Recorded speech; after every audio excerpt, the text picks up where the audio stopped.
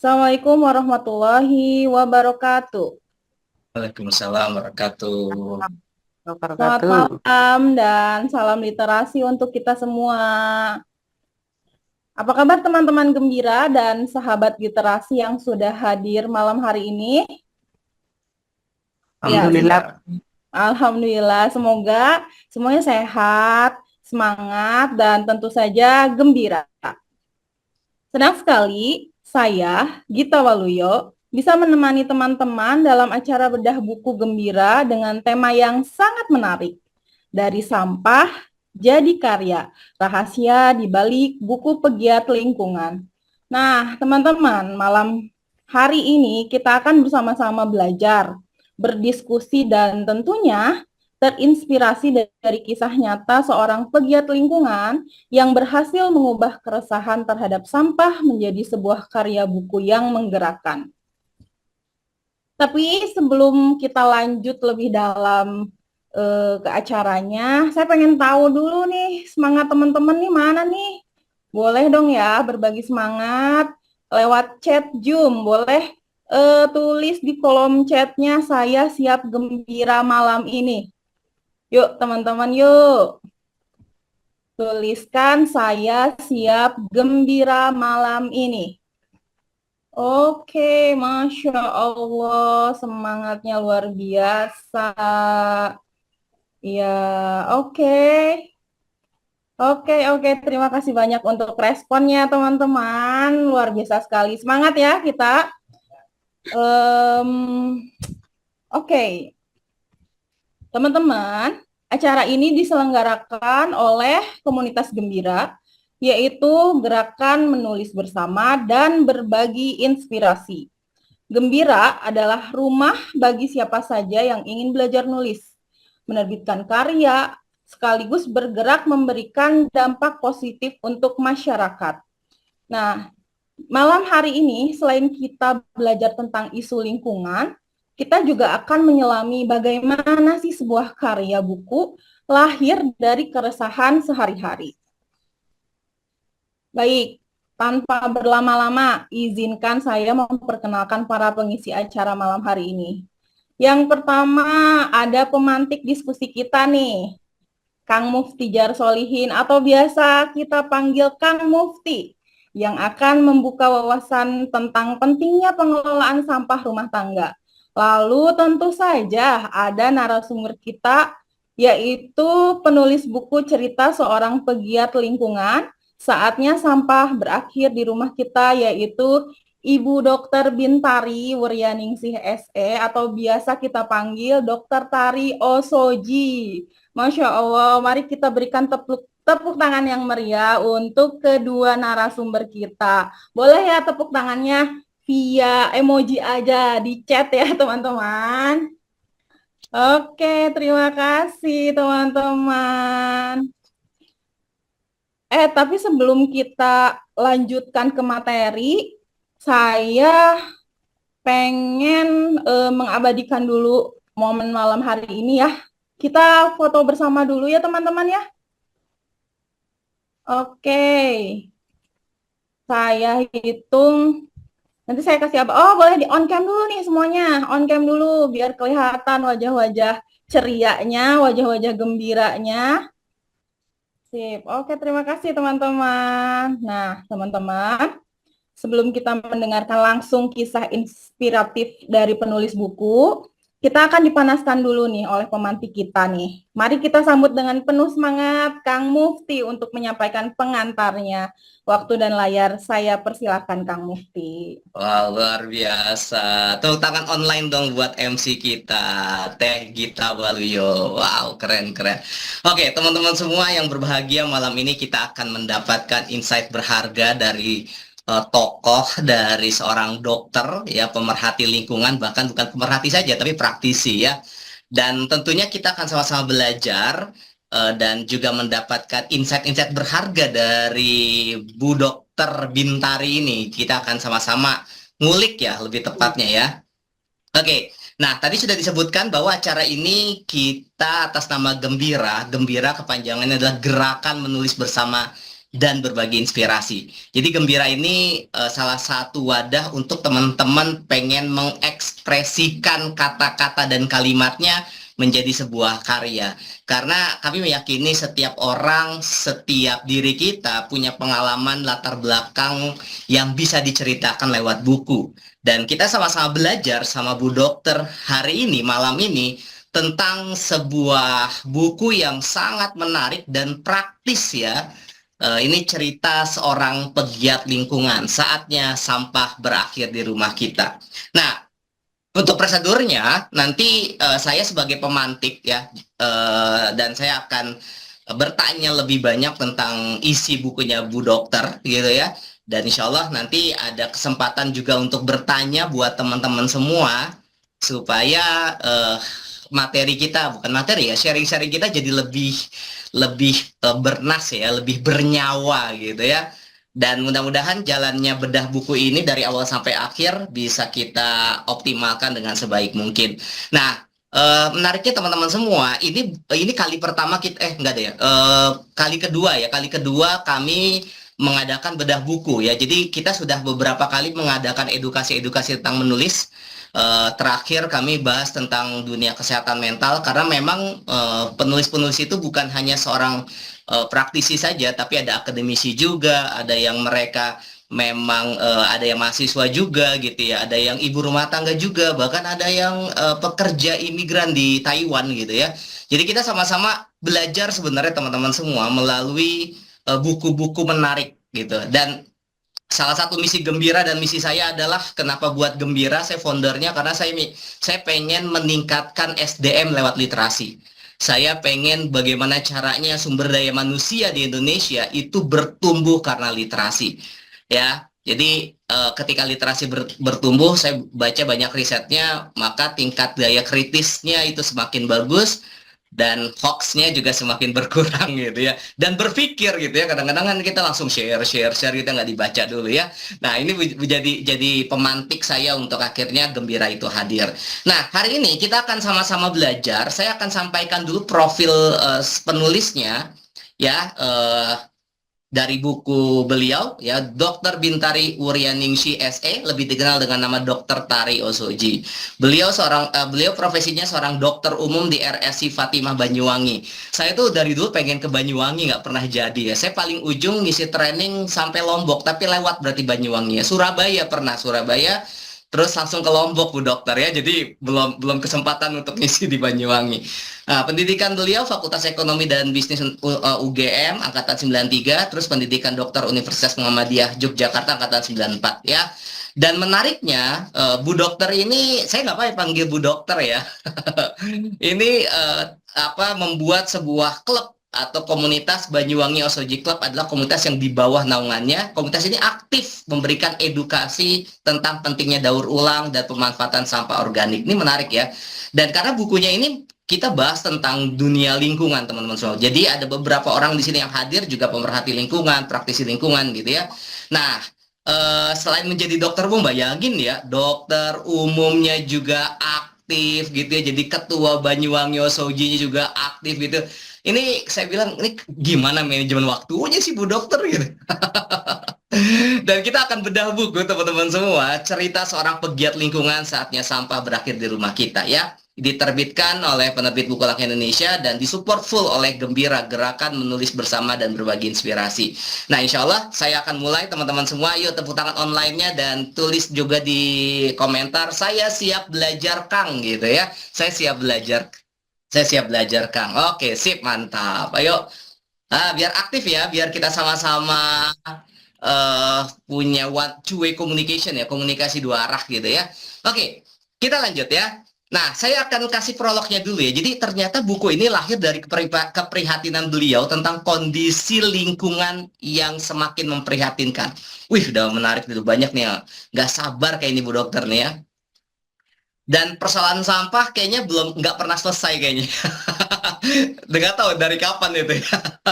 Saya di Bandung kemarin sempat ada kasus ya, TPA akhir kita kebakaran gitu ya. Nah, ya itu karena banyak hal gitu ya. Nah, Akhirnya komunitas lokal yang Bu Dokter bangun, Banyuwangi Oso Jiglap ini menginisiasi gerakan bersih-bersih dari akar rumput dan membangun kesadaran kolektif masyarakat. Menarik ya. Dan plastik, botol minum, kantong belanja, wadah makan gitu. Saya pernah bahkan ngelihat di sungai ada yang buang kasur dong. Saya nggak kebayang itu, Bu. Diapain itu kasurnya ya? Dan ternyata sampah ini bukan masalah di kota besar ya. Ternyata sudah merambah ke desa, kabupaten, bahkan sungai, laut gitu ya. Hingga mungkin bisa jadi ke daerah kita sendiri nanti ya, karena kita makan gitu ya, sampah-sampahnya yang nggak terurai dan sebagainya ya. Dan khawatir jadi bom waktu nih Bu Dokter ya. Nah, tapi ada kabar baik nih, di tengah keputusasaan itu ada orang-orang yang tidak menyerah, ada orang-orang yang peduli, ada orang-orang yang merasa bahwa kita harus berubah. Mereka tidak hanya bicara, tapi turun tangan. Mereka bukan hanya berbicara banyak, tapi memungut sampah yang mungkin bukan miliknya, menggerakkan orang-orang, membangun budaya malu buang sampah sembarangan. Dan salah satu tokoh yang bawa obor perubahan itu adalah sosok yang malam ini yang akan kita temui, Dr. Taryo Soji. Saya sapa dulu. Assalamualaikum, Bu Dokter. Waalaikumsalam warahmatullahi wabarakatuh. Masya Allah, suaranya ya teman-teman semua ya. Saya kadang-kadang nggak percaya loh dengar suaranya Bu Dokter selembut ini, tapi pemerhati lingkungan tuh ya kayaknya iya gitu. Oke, sip. Kita akan membedah isi buku ini ya, Bu Dokter ya, dan menyelami Oke. tentang mengapa buku ini ditulis ya. Mungkin sebagai kalimat pengantar, saya pengen tanya gini ya, Bu Dokter. Kenapa sih harus buku ini, Bu Dokter? Kenapa nggak buku yang lain? Wah, ini pertanyaan menarik ini ya. Kenapa harus buku tentang lagi-lagi sampah gitu ya? Ini sampai saya dapat branding dokter sampah ini di mana-mana. Oh gitu ya, Bu Dokter Justru, ya? iya, dokter sampah di Indonesia itu cuma dua orang. Dokter Gamal yang di Malang itu, yang Oke. asuransi sampah, sama dokter edukasi lingkungan saya. Wes, Cuma dua mantap. orang. Ya, jadi latar belakangnya gini. Saya tuh masih melihat situasi negara kita kok memprihatinkan sekali, Kak Mufti. Sampah bertebaran di mana-mana. Nah, seperti ini kan suatu pemandangan yang tidak indah ya. Bikin nyesek gitu kalau orang zaman sekarang, anak-anak Gen Z itu bikin nyesek gitu. Terus masalah kesehatan lingkungan juga. Sampah adalah tempat berkembang biaknya kuman penyakit. Gimana kita bisa sehat, negara kita bisa sehat kalau banyak sampah bertebaran di mana-mana. Dua hal itu sih, estetika. Gimana pariwisata kita bisa berkembang, sampahnya bertebaran di mana-mana. Indonesia itu tidak kalah indah dengan negara lain. Hanya bedanya negara lain nggak banyak sampah di tempat wisata karena sudah tertata dengan baik. Sementara di Indonesia, maaf-maaf ya, di mana-mana di tempat wisata pengelolaan sampah belum baik. Sehingga sampah masih, kalau kalian take foto di tempat wisata, cek dulu, adakah sampah di situ? Kalau ada sampah situ, pungut dulu, buang. Supaya foto kalian menjadi lebih indah. Bukan begitu, Kang Mufti? Betul sekali. Keprihatinan. Keprihatinan akan kebersihan lingkungan yang sangat rendah. Itu sih, Kang. Wow. Oke, berarti buku ini lahir dari keprihatinan Bu Dokter ya. Karena Betul. nggak apa ya, nggak semua orang itu muncul bukunya itu dari situ loh ya. Ya alhamdulillah saya kan udah nulis dan nerbitkan 43 buku ya. Buku yang mana yang saya atas keprihatinan nih? Kayaknya sedikit gitu ya.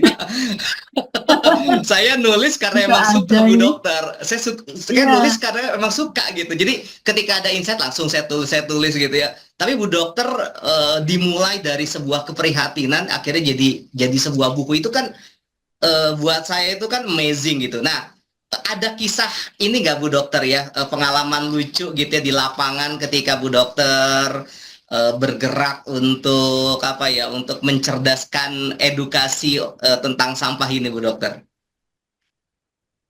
Oke, itu dimulai waktu saya jadi apa ya, kepala puskesmas di Kalimantan ya. Saya Hmm. dulu kan kepala puskesmas nih ceritanya. Di sana saya lihat masyarakatnya itu buang sampah ke lubang yang ada di kayu ya, di lantai itu ada lubangnya, dibuang langsung ke sungai. Kemudian saya pulang ke Jawa, saya lihat orang juga masih aja buang sampah ke sungai. Pertanyaannya, apa bedanya di Kalimantan sama di Jawa? Sama-sama Indonesia kan? Berarti di seluruh Indonesia kemungkinan masih seperti itu kondisinya. Wow, Kebiasaan masyarakat masih sama ya, masih sama. Kita tinggal oke. di negara yang sama kan? Dia Kemungkinan besar. di langit Dan yang saya sama, di cek tanah yang sendiri. sama ya Bu Dokter ya, betul. Iya, di tanah yang sama dan saya cek sendiri. Saya buka pintu rumah saya, Hmm. pintu belakang rumah ya. Kebetulan pintu belakang rumah saya, qadarullah nih ya, menghadap sungai. Pintu belakang rumah. Saya buka pintu, kok ada sampah menggunung di seberang sungai saya. Dan di Kalimantan orang masih buang sampah di sungai. Apa yang terjadi dengan masyarakat kita? Itu aja sih pertanyaannya. Wow, Gitu, Kang. wow, luar biasa. Jadi memang jangan-jangan sampah ini bicara sistemik ya Bu Dokter. Tapi sebelum ke sana yang belum berat-berat saya pengen pemanasan dulu Bu Dokter ya. Bu Dokter, Maaf. kita flashback sebentar ya di tahun 2015 Bu Dokter ketika membangun Banyuwangi Osoji Club ini ya. Kenapa sih kok ngebangun gerakan ini sih Bu Dokter? Kenapa sih ngebangun Osoji Club ini gini? Apa ada sesuatu hal yang membuat Bu Dokter tuh terusik gitu? Atau ada sesuatu hal yang membuat Bu Dokter nih harus nih jadi nih gitu ya? Nah, ini pertanyaan bagus nih. Yang membuat saya kepingin bikin Osoji itu, saya ingin perubahan perilaku di Perubahan masyarakat. perilaku. Iya Wow, dong, iya. Karena oke. himbauan nggak kurang-kurang. Sampai apa ya, peraturan daerah Perda tentang persampahan berjilid-jilid. Sampai tebel banget saya lihat Perda Banyuwangi misalnya, saya udah pernah lihat, saya baca. Oh, sudah ada ya. Masya Allah. Di daerah lain Perda selalu ada. DLH ada. Perda ada. Kurang apa? Fasilitas. Antar kita bicara fasilitas ya. Perda ada. Apa namanya? Pemda lewat DLH ada. Apa ya? Tapi kok masih aja kotor, berceceran, berserakan. Kalau di tempat-tempat tertentu tuh bisa sampai menggunung sampahnya, bahkan seperti itu. Di tempat yang lain lagi berceceran. Misal, maaf nih ya, cerita aja di sekolah-sekolah ya, itu kan sudah diajari buang sampah pada tempatnya. Kami osoji ke sekolah, kami kegiatan petik sampah di sekolah. Ya Allah, masih menemukan sampah berceceran disembunyiin di apa sela-sela tanaman, Di di loker ya, pot-pot loker tanaman, ya. di loker dan sebagainya. Di sekolah loh yang udah jelas kurikulumnya sampah itu harus dibuang di tempatnya. Bagaimana di tempat lain? Iya kan? Wow, luar Iya, biasa. karena capit osoji kami kalau ke sekolah petik sampah kami pakai capit. Ini ide dari Jepang. Orang Jepang, kebetulan saya 2016 pernah ke Jepang, belajar budaya bersih di sana. Mereka kalau ngambil sampah, nggak pakai tangan, Kang, pakai Oh, japitan. Nah, dari situ, dari mata japit itu ketahuan mana-mana yang nyelip-nyelip, di mana. Kalau disapu aja kan kita nggak tahu ada yang nyelip-nyelip di balik pohon, di apa pot-pot, itu nggak ketahuan. Yang kesapu cuman yang kelihatan aja. Tapi pakai capit osoji, kita bisa lihat loh. Oh, di atas pohon ada nyempil, di lubang pohon nyempil kertas-kertas kayak gitu kita tahu loh. Karena kita terjun langsung, kita pakai japitan osoji itu, nah itu ketahuan Kang sama kita. Oh ternyata kondisi negara saya masih seperti ini gitu. Dan ketika wow. saya ke Jepang, saya tuh terharu banget sampai nangis loh Kang. Gimana Bu? Bener. Karena Terharunya gimana? di negara sana tuh sudah sistem pengelolaan sampahnya sudah terpadu.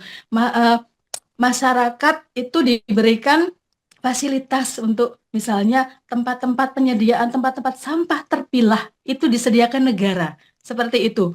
Kemudian masyarakat memilah sampah di rumah masing-masing tahu nggak, memilah sampah adalah ilmu tertinggi dalam pengelolaan sampah loh, Kang. Hmm. Dan itu ada di Jepang. Alhamdulillah saya sempat ke sana belajar. Saya lihat kondisi negara saya kok masih sangat jauh sekali ya dari waste management yang baik. Waduh, sedih banget. Aku sampai nangis ya, Kang ya. Sampai, kok jauh banget bumi sama langit. Eh, Wow. Antara terenyuh sama nyesek ya. Gitu ceritanya. Seperti Iya, iya. itu, Kang. Wow, menarik nih ya teman-teman semua ya. Ini baru baru prolog ini, baru permukaannya ya. Jadi nanti kita kulitin lagi dalam-dalamannya ya. Oke, ada sebuah pernyataan menarik dari Bu Dokter bahwa Osoji itu lahir untuk mengubah perilaku. Ya, nah kita bicara tentang perilaku nih Bu Dokter. Di ilmu psikologi banyak yang mengatakan bahwa semua perubahan dimulai dari perilaku. Tapi kan di belakang perilaku ada Bu Dokter, yaitu mindset kan, cara berpikir gitu ya. Nah, Osoji itu Betul. sampai ke taraf mindset nggak tentang sampah atau tentang sistemik yang kacau balau ini Bu Dokter? Atau hanya hanya edukasi perilaku saja sehingga mereka berubah atau gimana Bu Dokter? Pasti, pasti. Kami dari komunitas Osoji, baik Osoji Banyuwangi, Osoji Jakarta, maupun seluruh Osoji Oh, seluruh Indonesia. Kami, oh ya, cerita dikit, kami bagian dari Osoji Indonesia. hmm. Osoji itu di foundernya adalah Tsuyoshi Ashida. Beliau orang Jepang, keturunan Indonesia, dan membuat Osoji tahun 2012. Beda 3 tahun sama kami. Nah, itu mindsetnya tidak hanya untuk bersih-bersih aja, tapi juga perubahan perilaku. Karena Oke. mereka di tahun beberapa tahun kemudian setelah mereka cukup berpengalaman, itunya dirubah apanya ya, em, Hmm. slogannya di-upgrade, sampahku tanggung jawabku. Itu slogan Osoji loh. Wow. Wah, keren. Ya, Sampahku tanggung jawabku. Itu awal tagline-nya itu ya keren banget itu Bu Dokter. awalnya malu buang sampah sembarangan. Awalnya. Hmm. Kemudian Jadi beberapa tahun kemudian di-upgrade, sampahku tanggung jawabku. Nah, kan secara gitu. secara hipnotik tuh bagusan itu tuh bagusan sampahku tanggung jawab ke tuh keren banget. Oke, teman-teman Iya. semua ini menarik ya. Kita bahas tentang dunia sampah persampahan ini ya dengan praktisinya gitu ya. Nah, Bu Dokter, di buku Bu Dokter itu tuh ada satu hal yang membuat saya apa ya terenyuh gitu. Di bab kisah seorang ibu membawa kresek kresek ya, Nah, kresek ke kresek ya, kresek ya. Itu tuh tergantung pas bahasa mana iya. dulu, bahasa Iya. Sunda, bahasa Jawa. Nah, itu Kalau saya di baca Jogja kresek ya. kresek Heeh. ya kalau di Jogja ya. Nih Mhm. istri saya Nggak orang tahu kalau di Jogja, luar. kresek. Nah, Mhm. saya orang Jakarta, Mhm. kresek gitu. Nah, kan barangnya sama, sebutannya beda. Nah, dari bab itu, kira-kira apa sih yang pengen Bu Dokter sampaikan gitu?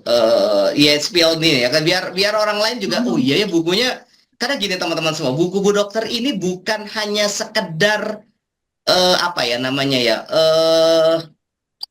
pengalaman, tapi benar-benar ada filosofinya, ada fundamentalnya itu yang membuat saya keren banget ini. Salah satu yang membuat saya terenyuh itu ya kisah seorang ibu bawa kresek ini gitu ya. Dan saya yakin bahwa ada sesuatu hal yang pengen disampaikan di situ. Nah, biar teman-teman penasaran gitu loh Bu Dokter. Oke. Jadi gini, setiap hari saya kan belanja ya ke pasar, kadang-kadang ke warung. Itu saya selalu menjumpai dari tukang warungnya itu memberi kresek untuk setiap item Hmm, belanjaan yang dibeli sama ibu-ibu.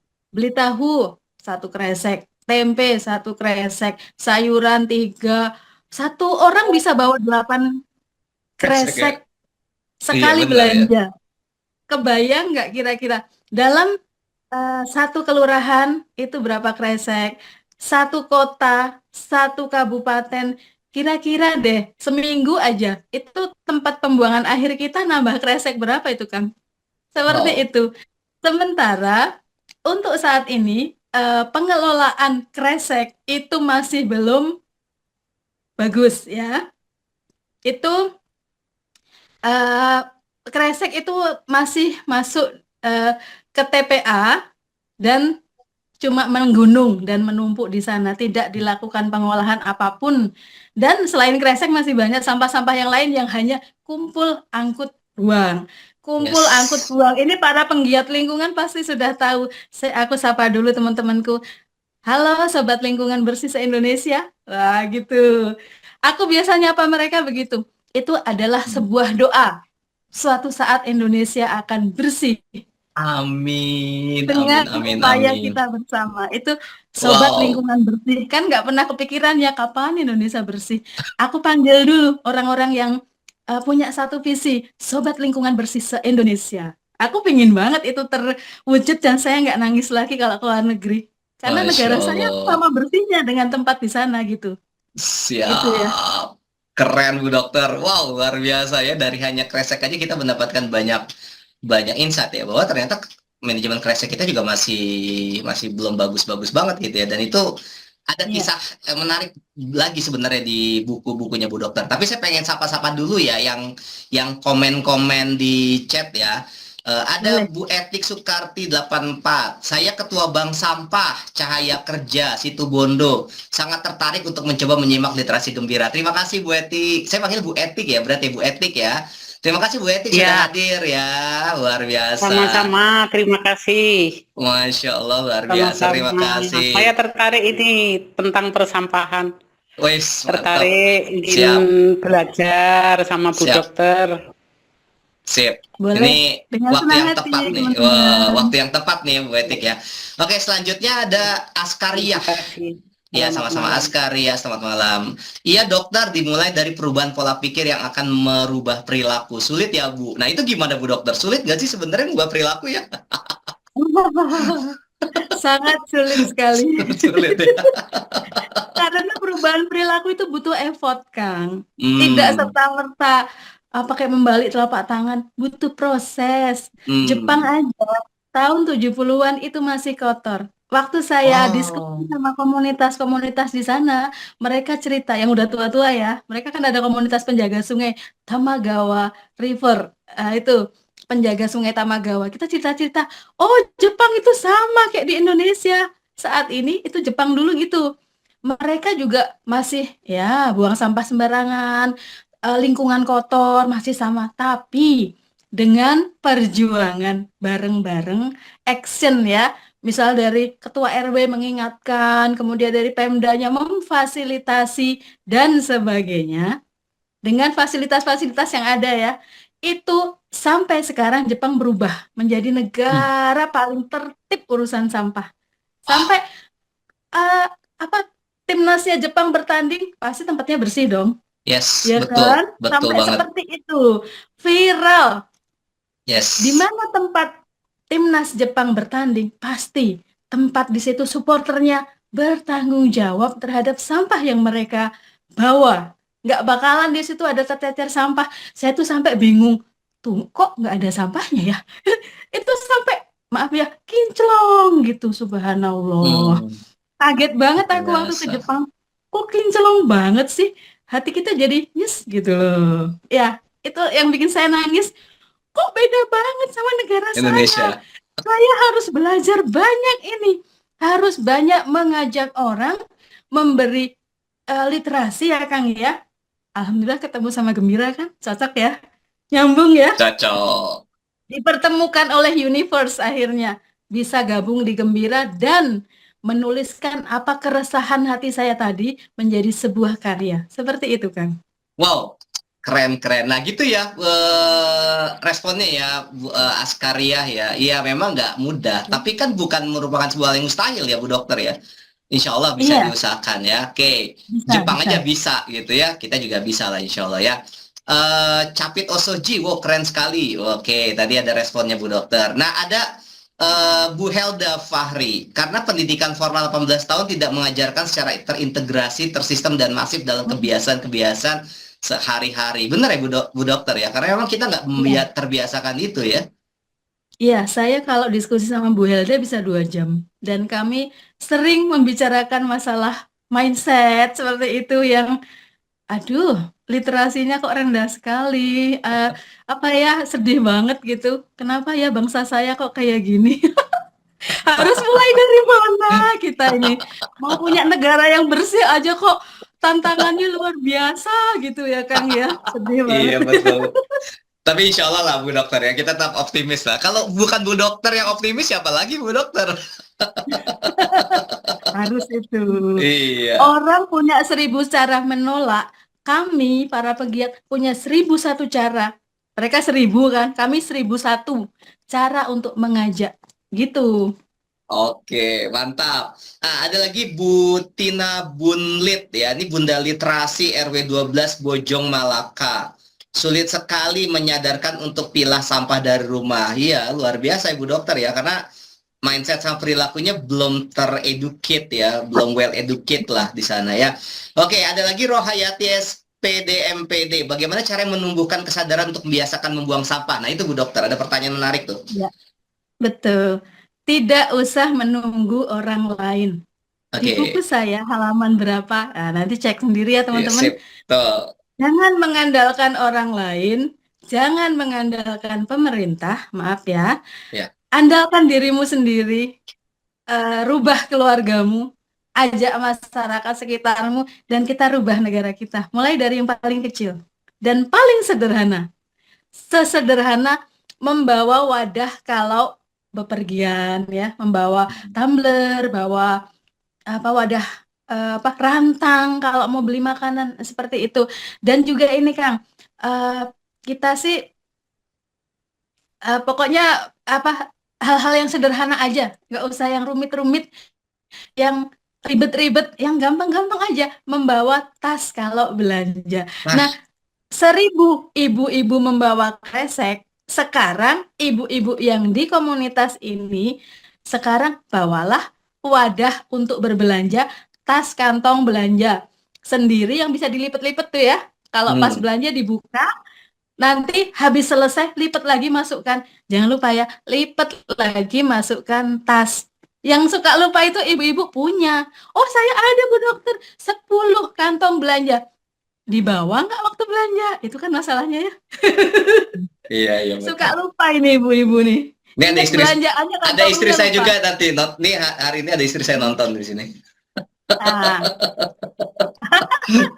semangat, semangat. Semangat. Oke, Bu Dokter. Eh, nah, ini ada menarik, ada komen menarik nih. Ini kayak di TikTok aja kita live ya, Bu Dokter ya. Wah, bener, bener. Cocok. Saya beli nasi soto dapat banyak plastik untuk nasi, untuk kobis bihun dan untuk kuah, untuk sambal, untuk es teh. Kemudian dimasukkan dalam kresek double biar nggak pecah. Itu double berarti ya. Aduh, ini mah sudah jadi abad plastik ya. Itu ada puisi saya, abad plastik. Wah, itu luar biasa. Itu ya cerita mulai dari makanan, minuman dibungkus plastik, sampai alat kesehatan juga banyak dari plastik, baju hazmat dari plastik, semua mua-mua dari plastik. Kita seperti dikepung oleh lautan plastik. Jadi saya bilang abad ini adalah abad plastik. Nah, seperti itu dah. Wow, Gitu, Kang. luar biasa ya. Oke, ini ada juga dari Bagus Joko Bui ya. Saya dari Perhutani, kami sudah melakukan penanganan untuk sampah wadah bekas B3. Selama ini kami mengharuskan limbah tersebut harus dimusnahkan di tempat pengelolaan atau pemusnahan limbah B3. Kira-kira untuk prinsip reduce, reuse, dan recycle adalah solusi. Adakah solusi sehingga limbah tersebut bisa dimanfaatkan kembali, Bu Dokter? Wah, keren. Pertanyaannya sudah agak mendalam ini ya tentang Iya, limbah B3. nggak apa-apa Bu Dokter, Ya, langsung mendalam aja kita nih ya. oke. Kebetulan rumah sakit saya juga ada limbah B3. Hmm.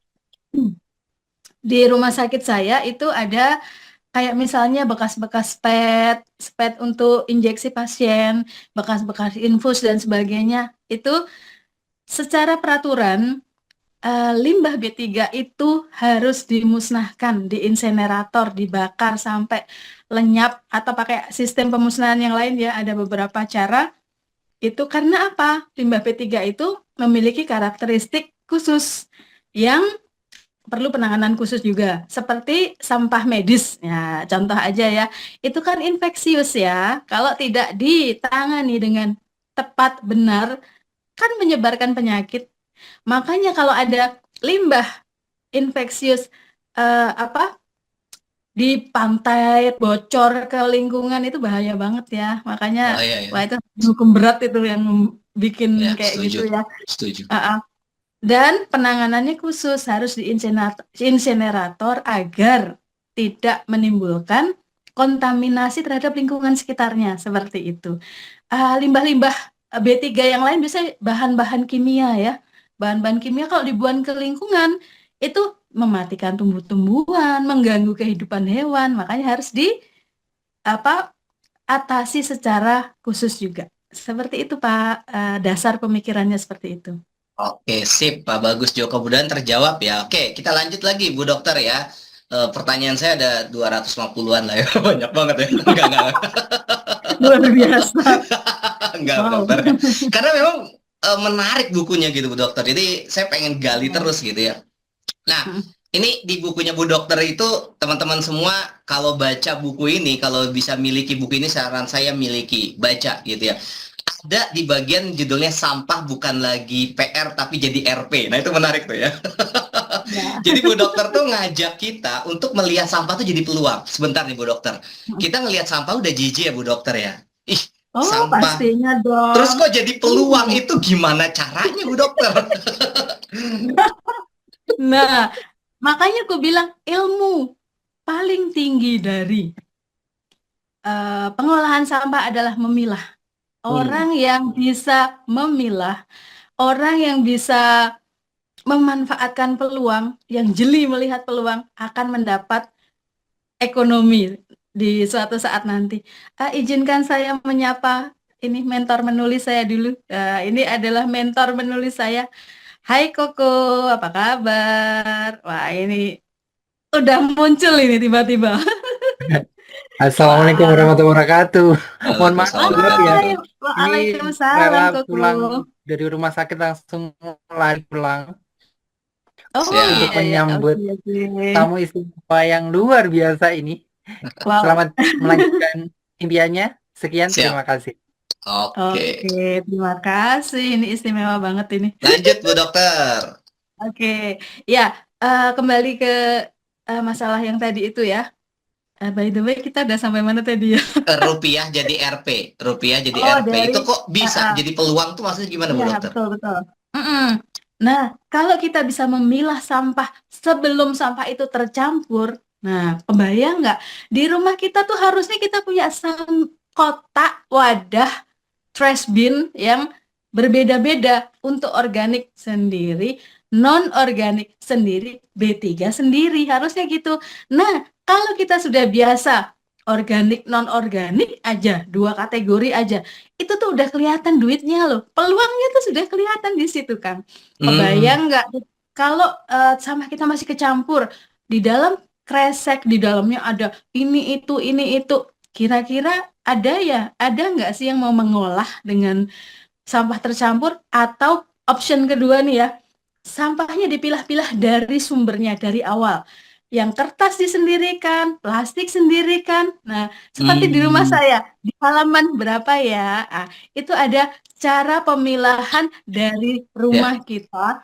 Saya menggunakan kabinet khusus untuk pemilahan. Kertas saya sendirikan, botol-botol plastik sendiri, wadah-wadah kayak misalnya kaleng-kaleng sarden, kaleng susu, kaleng saya sendirikan.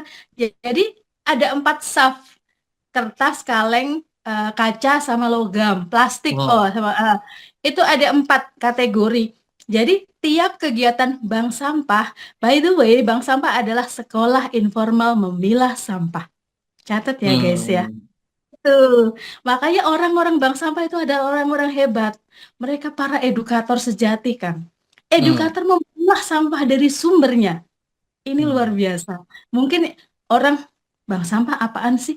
Itu sekolah luar biasa, mengajari kita terbiasa untuk memilah sampah dari sumbernya, memanfaatkan sampah yang sudah terpilah tadi menjadi barang bernilai ya.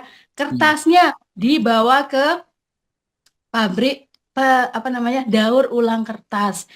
Plastiknya dibawa ke pabrik daur ulang plastik.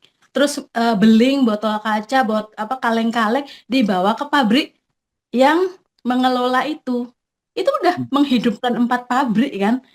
4 jenis Betul. pabrik daur ulang sudah hidup dari kegiatan kita memilah sampah lewat bank sampah tadi. Makanya untuk para pegiat bank sampah, appreciate sekali untuk Anda semua ya. Saya eh, wes pokoknya luar biasa ini para penggiat bank sampah ini. Saya sangat respect sekali dan saya bikin grup di salah satu grup WA itu adalah anak-anak bumi memulai bank sampah. Nah, itu ada WA grup tersendiri untuk para penggiat bank sampah gitu, Kang. Itu adalah sekolah gitu ya. Masya Allah, luar biasa Bu Dokter.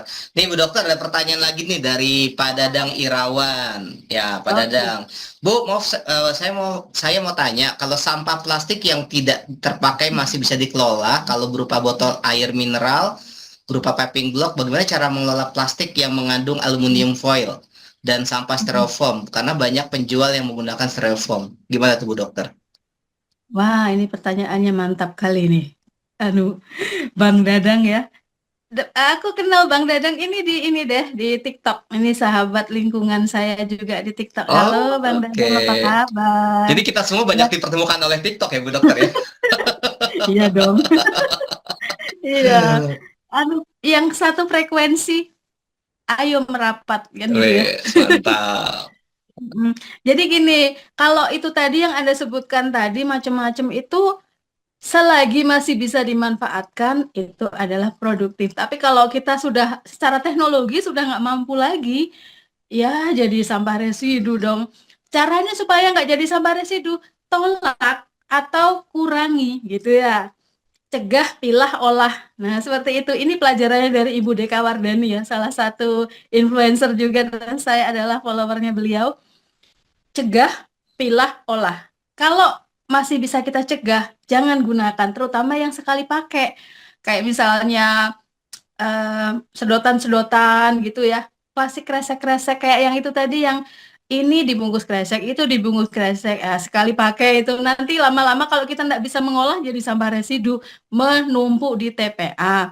Tapi kalau secara teknologi masih mampu mengolah, misal di TPST, tempat pengolahan sampah terpadu ya, sistem 3R itu masih bisa digunakan, masih bisa diolah jadi dipilah-pilah kemudian diolah jadi paving block, dimanfaatkan untuk barang-barang diolah menjadi barang yang berguna, itu nggak apa-apa. Cuman kalau kebanyakannya sih ya, kalau orang nggak tahu ilmunya kan akhirnya jadi numpuk di TPA lagi. Iya, betul. Akhirnya menambah beban lingkungan. Nah, untuk yang sekali pakai, tolak kalau bisa gitu ya.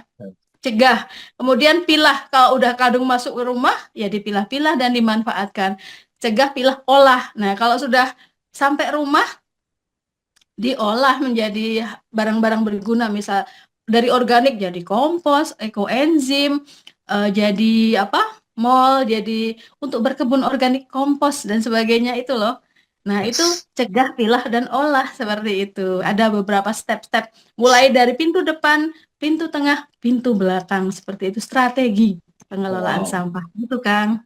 Saya pernah waktu itu ngeliat di YouTube tuh Bu Dokter, ada pengolahan styrofoam jadi cat Bu Dokter. Jadi styrofoam Oh digabung iya. sama apa, terus cat pintunya jadi lebih kuat lah, jadi nggak ada rayap. Tapi nggak tahu, saya belum nyoba sih Bu Dokter, cuman ngeliat di Itu YouTube aja. kalau di India kan jalanan dari sampah plastik. Ada juga Hmm. pemanfaatan plastik-plastik non apa yang tidak bernilai jual itu jadi kayak misalnya dilebur jadi bahan bakar minyak, tapi kan butuh Hmm. teknologi. Butuh teknologi ya. Teknologi apakah akan ditanggung sendiri atau dibantu pemerintah? Kan kita nggak tahu juga ya. Iya, ya. Setiap daerah, setiap tempat itu teknologinya Beda-beda. beda-beda kan. Dan teknologi itu kan tidak merata. Semakin ke perifer, kalau kita orang nyebutnya perifer, pinggiran gitu, teknologi semakin tidak terjangkau. Di dalam kota belum tentu ada teknologi juga. Jadi ya selagi masih bisa dimanfaatkan, tidak jadi sampah, masih belum bisa disebut sampah ya, selama masih bisa dimanfaatkan. Dimanfaatkan. Tapi kalau sudah dibuang, nggak dimanfaatkan lagi, bahkan apa yang harusnya bisa jadi kompos aja ya. Sisa kulit buah-buah, sisa sayuran memasak, itu bagi sebagian orang adalah sampah. Padahal kalau dipilah, organiknya dimanfaatkan, itu tadi jadi RP loh, Kang. Hmm, Kan jadi hmm, kompos bisa dijual, jadi pupuk oke, organik cair, jadi ekoenzim, jadi sabun ekoenzim, produk-produk turunan ekoenzim itu bisa dijual loh. Jadi dari oh, rupiah, dari PR menjadi RP, RP, asal dipilah. Nah, oke. gitu kan. Jadi kata kunci tadi ya, cegah, olah, pilah ya Bu Dokter ya. Ya, cegah, pilah, Pilah, olah. olah. Nah, ya betul. Wah, Tiga oke. AHA, tiga AHA, Tiga cegah, AHA, cegah, pilah, pilah, olah. olah. Nah, tiga AHA namanya. Oke. Wow, luar biasa. Teman-teman yang ngerasa manfaat, silakan dong diketik ya biar saya tahu teman-teman masih hidup lagi. Masih on gitu ya. Masih Masih semangat on, apa masih on, enggak masih ini? semangat, masih semangat. Ketik dong, masih belajar Kang gitu, masih belajar Kang atau masih belajar Bu Dokter gitu ya. Oke, biar kita juga apa ya bisa kita juga dapat energi semangat juga ya. Nah, Bu Dokter nih ada pertanyaan juga nih ya. Bu Dokter, saya adalah pengurus bank sampah Berkah Asri di Hmm. Tangerang. Mindset yang seperti apa yang harus kita terapkan ketika misalnya kita sedang di jalan lingkungan sekitar rumah, kemudian melihat sampah, botol, gelas, plastik, styrofoam. Hmm. Tapi kalau mood kok Hmm. jadi terasa seperti pemulung ya. Berasa Pertanyaannya kayak bagus nih. pemulung. Pertanyaan bagus nih Bu Dokter. Nah, gimana tuh ya? Wah, mantap, mantap ini. Keren, ini sudah mulai belajar ya. Itu mindsetnya sudah mulai, ini, ditata ulang. Wah, ya. Oke, bagus banget. Berarti Anda sudah melihat itu sebuah peluang.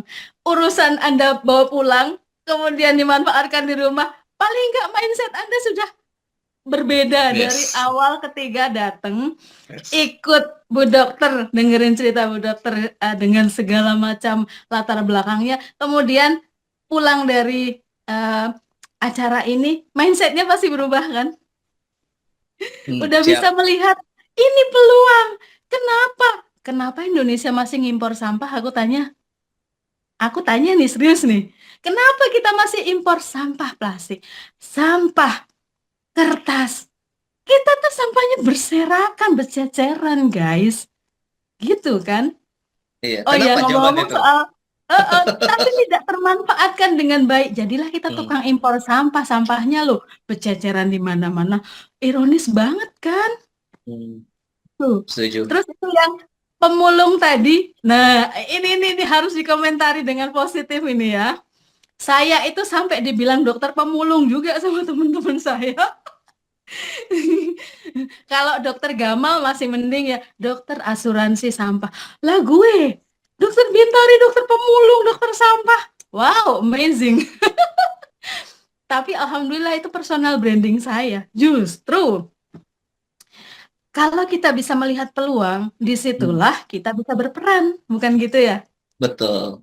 Kita berarti jadi nggak harus jadi pengusaha sampah deh, jadi edukator sampah, jadi influencer sampah juga nggak apa-apa juga kan? Itu ada Abang Bule Sampah, beliau influencer sampah, asik-asik aja tuh, nggak Iya. masalah, iya kan? Tuh Iya. Abang Bule Sampah tuh, Ini mindset nah itu aja sebenarnya Bu influencer Dokter ya juga. sebenarnya. Mm-mm. Iya. Nggak apa-apa. Paling enggak mindset kita sudah berubah.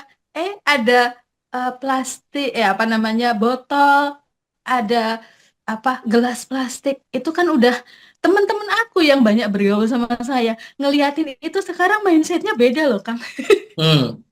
Duh, sayang banget sih dibuang-buang. Ini kan sumber daya.